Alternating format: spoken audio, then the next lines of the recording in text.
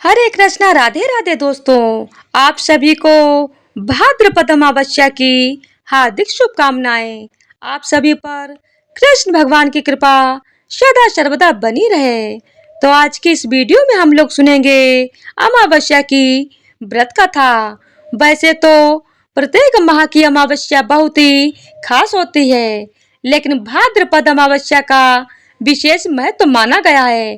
कहते हैं कि इस दिन पितरों का तर्पण करने से उनकी आत्मा को शांति मिलती है। इस दिन भगवान विष्णु का पूजन करना भी फलदायी माना गया है। साथ ही अमावस्या के दिन पीपल के पेड़ की पूजा करने से सभी देवी देवताओं का आशीर्वाद प्राप्त होता है। अमावस्या के दिन गंगा नदी में स्नान करना शुभ माना गया है, लेकिन यह संभव ना हो सके तो नहाते समय पानी में थोड़ा सा गंगा जल मिला लें। स्नान के बाद पीपल के पेड़ की जड़ में जल चढ़ाएं। शाम के समय पीपल के पास सरसों के तेल का दीपक जलाएं। इससे पितर प्रसन्न होकर अपना आशीर्वाद देते हैं। एक गांव में एक ब्राह्मण और एक ब्राह्मणी रहते थे। वो दोनों भगवान के भक्त थे। उनके घर में सब कुछ था, लेकिन उनके कोई संतान नहीं थी और वो दोनों संतान न होने से बहुत दुखी रहते थे। एक दिन ब्राह्मण ने ब्राह्मणी से वन में तपस्या करने के लिए जाने को कहा और वह ब्राह्मण भगवान पर भरोसा करके वन में चला गया। जंगल में जाकर वह ब्राह्मण तप करने लगा और उसे तप करते हुए बहुत वर्ष बीत गए। उस दौरान एक दिन उसे वैराग्य हो गया और उसने सोचा कि अब अपना जीवन समाप्त कर लूं। ऐसा विचार कर वह अपना जीवन समाप्त करने के उद्देश्य से एक पेड़ की डाली पर फांसी का फंदा बनाकर मरने को तैयार हो गया। और तब ब्राह्मण को ऐसा करते देख शुक्ल अमावस्या प्रकट हुई और ब्राह्मण को मरने से रोकते हुए बोली कि हे ब्राह्मण, तुम्हारे भाग्य में 7 जन्मों तक कोई संतान नहीं लिखी है, किंतु मैं तुम्हें 2 कन्या का वरदान देती हूँ। तुम एक कन्या का नाम अमावस्या और दूसरी का नाम पूनम रख देना और अपनी ब्राह्मणी को कहना कि शुक्ल अमावस्या का नियमित व्रत या उपवास करे। अमावस्या के दिन एक कटोरी चावल लेकर उसमें दक्षिणा रखकर किसी मंदिर में रख दे। इस नियम का पालन लगातार 1 वर्ष तक करे। एक कटोरी चावल समेत दान करते रहना। शुक्ल अमावस्या से ऐसा वरदान पाकर ब्राह्मण घर आया और उसने सारा वृत्तांत अपनी पत्नी को बताया तथा अमावस्या के दिन ब्राह्मणी ने व्रत रखा। कुछ दिन बाद उस ब्राह्मण के घर में 2 कन्याओं का जन्म हुआ। तब ब्राह्मण ने एक कन्या का नाम अमावस और दूसरी का नाम पूनम रखा। धीरे धीरे कन्याओं के बड़ी होने पर ब्राह्मण ने उन कन्याओं का विवाह किया। बड़ी बहन अमावस बहुत धार्मिक प्रवृत्ति की थी, जबकि उसकी छोटी बहन भगवान का बिल्कुल भी ध्यान नहीं करती थी। बड़ी बहन के घर में तो सुख समृद्धि और वैभव के भंडार भरपूर थे, पर छोटी बहन पूनम के घर में दुख कम नहीं थे। जब बड़ी बहन अमावस को छोटी बहन बारे में सब मालूम हुआ कि उसकी बहन दुखी है, तब अमावस्या गाड़ी में सामान भरकर छोटी बहन के घर गई और कहा कि छोटी बहन पूनम, शुक्ल अमावस का व्रत तुम भी करो और पूजा करके उपवास करो। ऐसा करने से तुम्हारे घर में सुख समृद्धि का भंडार भर जाएगा।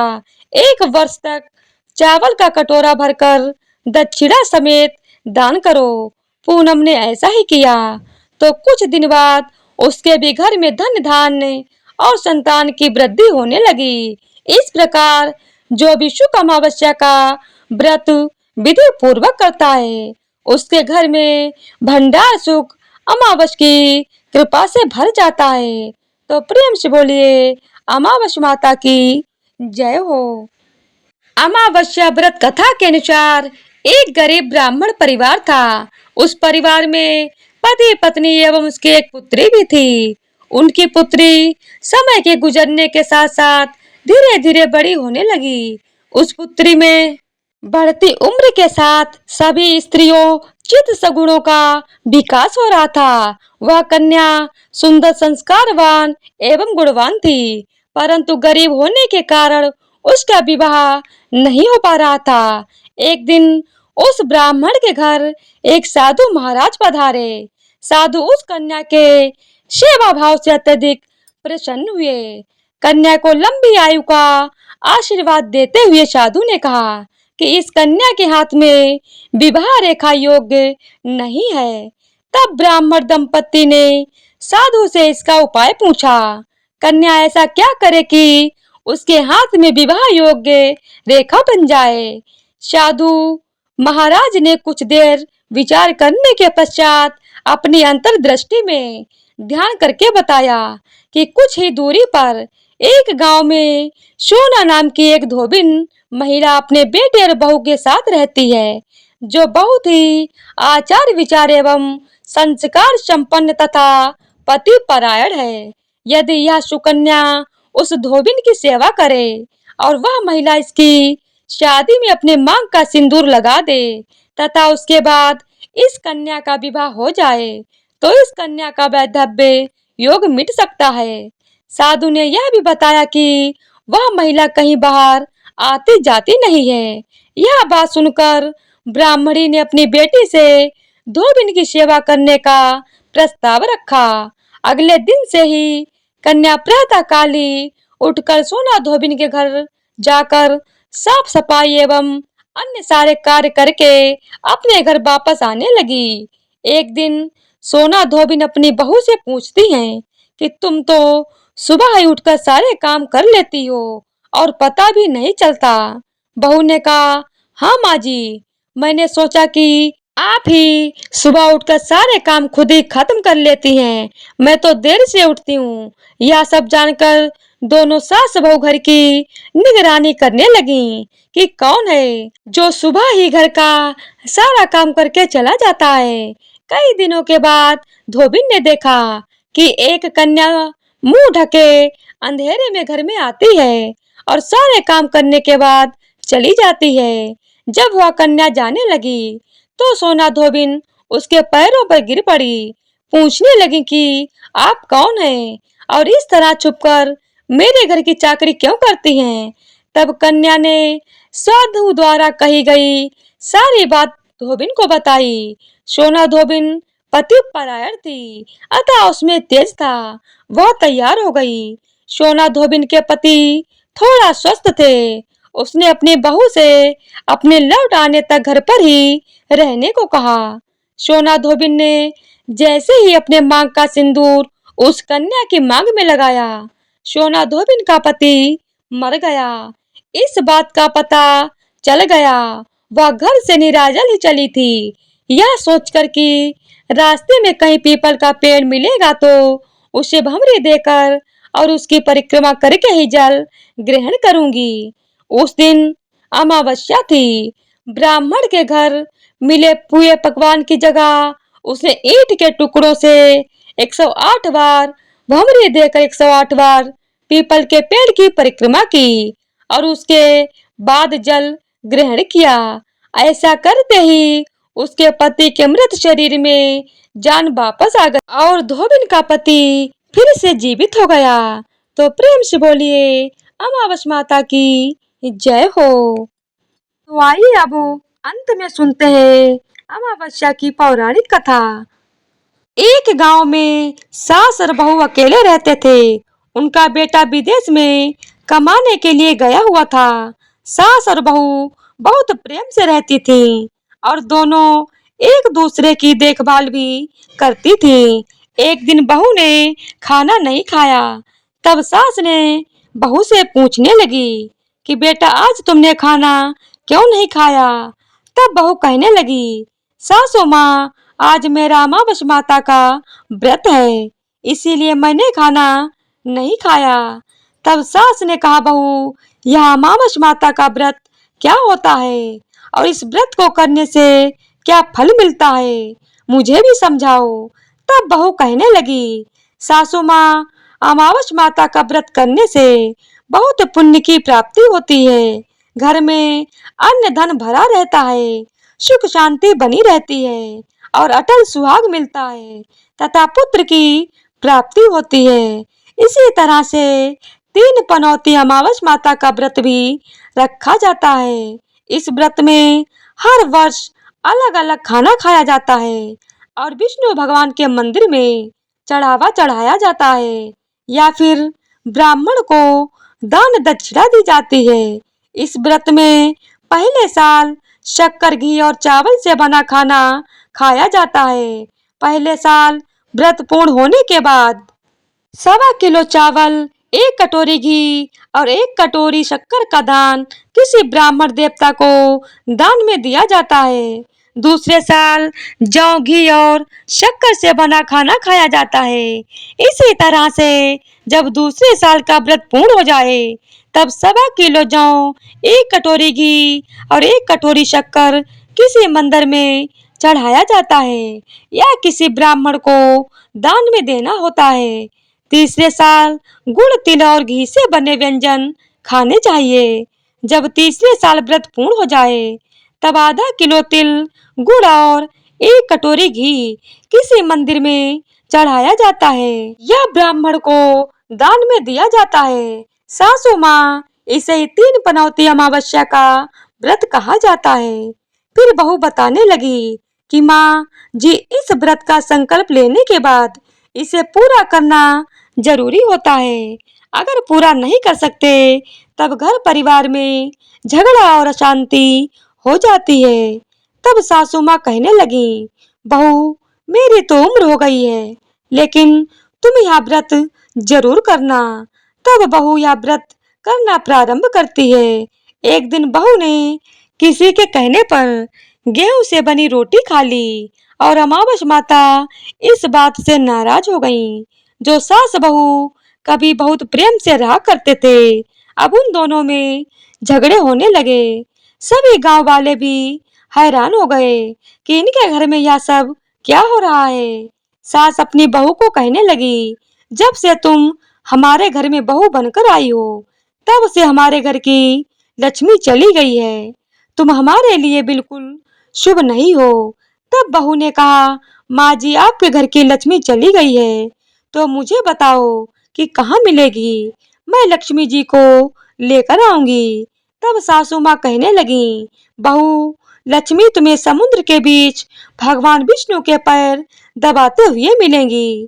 तब बहू यह कहकर चली जाती है कि माँ जी, अब तो मैं लक्ष्मी जी को लेकर ही वापस आऊंगी, नहीं तो मैं इस घर में पैर नहीं रखूंगी। ऐसा कहकर बहू लक्ष्मी जी की खोज में चली गई। जब बहू लक्ष्मी की खोज के लिए निकली तब उसे बीच रास्ते में एक गाय मिली। गाय बहू से पूछने लगी, आप कहाँ जा रही हैं? तब बहू कहने लगी, हे गाय माता, मेरी सास कहती हैं कि मेरे आने से उनके घर में अन्न धन की कमी हो गई है और उनके घर की लक्ष्मी चली गई है, तो मैं लक्ष्मी जी को लेने जा रही हूँ। तब गाय माता कहने लगी, हे बेटी, अगर तुम जा ही रही हो तो भगवान से मेरे बारे में भी पूछ लेना। तब बहू कहने लगी, ठीक है गाय माता, मैं आपके बारे में भी पूछ लूंगी। तब गाय माता कहने लगी, जब मेरा बछड़ा होता है तो वो मर जाता है, जिंदा नहीं रहता। तुम लक्ष्मी जी से पूछ लेना कि आखिरकार मेरे साथ ऐसा क्यों हो रहा है, मैंने ऐसे कौन से कर्म किए हैं जिसकी सजा मुझे मिल रही है। तब बहू कहने लगी, गाय माता, मैं आपके बारे में जरूर पूछ लूंगी। ऐसा कहकर बहू आगे बढ़ गई। जब आगे बढ़ी तब रास्ते में उसे घोड़ी मिली जिसके गले में घंटी बंधी हुई थी। घोड़ी ने भी कहा, बेटी, तुम मेरे दुख का निवारण लक्ष्मी जी से पूछ लेना। तब बहू कहने लगी, मैं जरूर पूछ लूंगी। ऐसा कहकर बहू आगे बढ़ गई। आगे जाते ही बहू को एक अंधा और बहरा बुजुर्ग मिला। उसने भी बहू से अपनी समस्या के निवारण के लिए पूछने को कह दिया। तब बहू उसकी समस्या भी भगवान से पूछने का कहकर आगे बढ़ गई। आगे जाते ही बहू को एक बूढ़ी औरत मिली जो कि हाथ पाँव पैर से अपाहिज थी। उसने भी बहू से कहा, बेटी जब तुम भगवान से मिलो तो उनसे पूछना कि आखिरकार मैं अपाहिज क्यों हूँ, मैंने ऐसे कौन से कर्म किए थे। तब बहू उसकी समस्या पूछने के लिए तैयार हो गई और फिर आगे बढ़ गई। आगे जाते जाते बहू बहुत थक गई और एक आम के पेड़ के नीचे बैठ गई। आम का पेड़ बड़ा खुश होकर बहू से पूछने लगा, बेटी तुम कहाँ से आई हो और कहाँ जा रही हो। तब बहू कहने लगी, मैं लक्ष्मी जी को लेने जा रही हूँ। तब पेड़ भी अपनी समस्या भगवान से पूछने के लिए कहने लगा कि मेरे पेड़ पर लगे हुए आम खट्टे क्यों हो जाते हैं, इस बारे में बहू रानी भगवान से जरूर पूछ लेना। तब बहू पेड़ की समस्या लेकर आगे बढ़ गई। थोड़ी दूर जाने पर बहू को एक तलाई मिली। वह भी बहू से कहने लगी, बहू भगवान से पूछना कि मेरी तलाई का पानी इतना मैला क्यों है, कोई भी यहाँ आकर पानी नहीं पीता। तब बहू कहने लगी, जरूर पूछ लूंगी। ऐसा कहकर बहू आगे बढ़ गई। बहुत दिन से जंगल में घूमते घूमते वह थक गई थी। उसे भूख भी लगी थी लेकिन खाने को कुछ नहीं मिला। तो वह भूख और प्यास से बेचैन हो गई और जंगल में बेहोश हो गई। उसी समय भगवान श्री हरि और माता लक्ष्मी घूमते हुए उधर जा रहे थे। तब माता लक्ष्मी विष्णु भगवान, हे नाथ, यह तो आपकी बहुत बड़ी भक्त है, आप इसके दुख का निवारण कीजिए। तब भगवान श्री हरि कहते हैं, इस संसार में तो बहुत से जीव दुखी हैं, सभी अपने अपने कर्मों का फल भोग रहे हैं, मैं किस किस के दुख का निवारण करूं। तब माता लक्ष्मी भगवान श्री हरि से विनती करने लगी, कहने लगी कि वह भूखी प्यासी है, अगर इसे जंगल में छोड़ दिया जाए तो जंगल के जानवर इसे खा डालेंगे। माता लक्ष्मी की बात सुनकर भगवान श्री हरि एक साधु का वेश धारण कर बहू के पास गए और उसे होश में लेकर आए। बहू के होश में आते ही साधु वेश में भगवान उससे पूछने लगे, तुम यहाँ क्यों आई हो और कहाँ जा रही हो। तब बहू ने सारी बात बता दी। उसकी बात सुनकर भगवान श्री हरि और माता लक्ष्मी प्रकट हो गए और उनके साथ साथ अमावस माता भी प्रकट हो गईं। बहू यह सब देखकर उनके चरणों में गिरकर उन्हें प्रणाम करने लगी। तब अमावस माता बहू से कहने लगी, बेटी तूने मेरे व्रत को खंडित किया है, इसी की सजा तुझे मिली है, लेकिन अब मैं तुझे क्षमा करती हूँ। अब तुम घर को जाओ, तुम्हारा घर अन्न और धन से भर जाएगा, तुम्हारा घर सुंदर महल में बदल जाएगा और तुम्हारी सभी मनोकामनाएं भी पूर्ण हो जाएंगी। यह सब होने के पश्चात बहू ने रास्ते में जो जो भी मिला उन सभी के दुखों का निवारण करने के लिए विनती की। तब भगवान श्री हरि कहने लगे, गाय ने कभी अपना दूध किसी और को नहीं पिलाया, इस कारण उसके बछड़े जिंदा नहीं रहते, तुम उसका दूध पी लेना, फिर उसके बाद उसके बछड़े जिंदा रहने लगेंगे। और घोड़ी पिछले जन्म में आटा पीसने वाली महिला थी, वह किसी को आटा पीसकर नहीं देती थी, इसीलिए उसके गले में चक्की के पाट बंधे हुए हैं, तुम उसके पाट खोल देना, वह बिल्कुल ठीक हो जाएगी। और वह बुजुर्ग कभी भगवान के मंदिर नहीं गया था और ना ही कभी उसने भगवान के भजन सुने, तुम उसे ले जाकर मंदिर में दर्शन करवा देना, इससे वह ठीक हो जाएगा। अपाहिज महिला ने कभी अपनी जवानी में दान पुण्य नहीं किया, इसीलिए उसकी यह सजा उसे मिली है।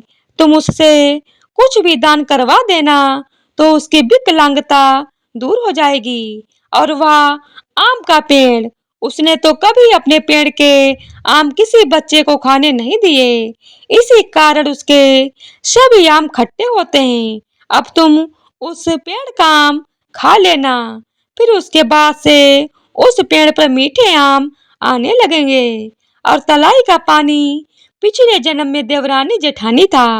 वह हमेशा आपस में झगड़ा करती रहती थी, इसीलिए उसका पानी मैला है।